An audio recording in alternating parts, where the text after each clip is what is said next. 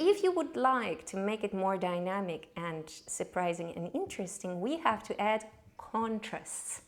For instance, you're walking with the groove, and then in contrast to that, you're adding a lot of rhythm. Yeah, all of a sudden, as an audience and you yourself as a performer, we are thrown off the beaten track. Yeah, we were driving comfortably, riding, on a train, and all of a sudden, boom, something happened. Oh, rhythm changed, little bump. Oh, we got awakened. Contrast can be dancing something small, dancing something big, dancing on a spot, traveling around, dancing forward, circling around. Yeah, going forward, going backwards, doing it low, doing it high, doing it very static in a way, with a lot of movement involved. And if you're starting with something a big and flow, ba-da-dee, boo-ba-dee-da, ba-da-dee, boo-ba-dee-da, then the next thing, da-da-dee-this, da-bo, ba-doo, ba-dee, ba-bo-be-da-dee, ba-dee, dee-dee-ba-ba-lee,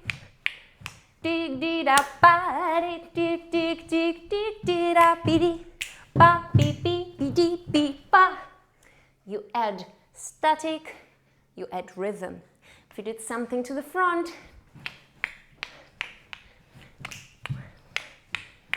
all of a sudden you can take off and go into rotation.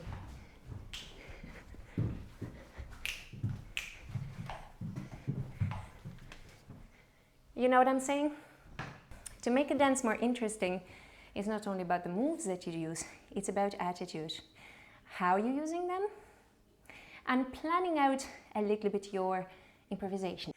Even if you're improvising, you can create a skeleton for your improvisation, sort of the building blocks, yeah, from which you shift. These building blocks will always create some sort of contrast. You create that plan in your head in the moment of improvisation, but you just know it, or you create it in advance. If you know the song that you're going to improvise to, that I'm going to start small and on the spot. And then for the saxophone solo, because it's so mellow, I'm going to do slow, big movements covering the space.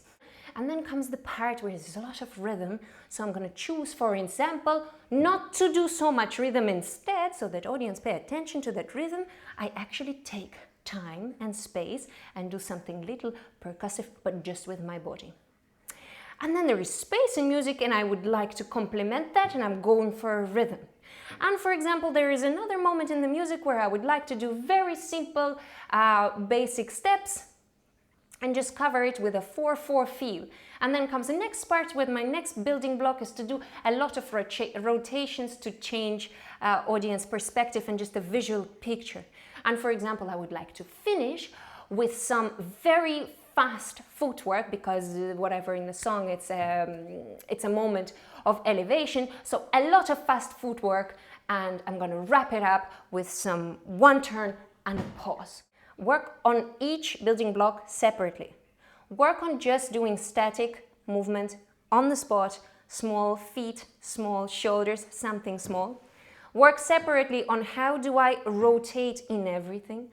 Work separately on how do I cover the space, going from side to side, covering every single free corner that I have in this room.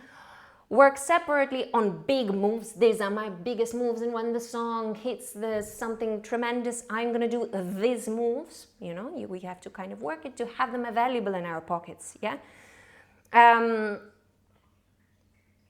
Work separately on pausing and rhythms, yeah? Dancing, pausing, returning, pausing, yeah? Each part is a work in itself, and then you can construct it as a Lego. Definitely, I'm not recommending you to try just go for it, because it sounds quite easy, because in each part we need to tweak and work on each part by itself in order to then be able to use it freely in improvisation with comfort.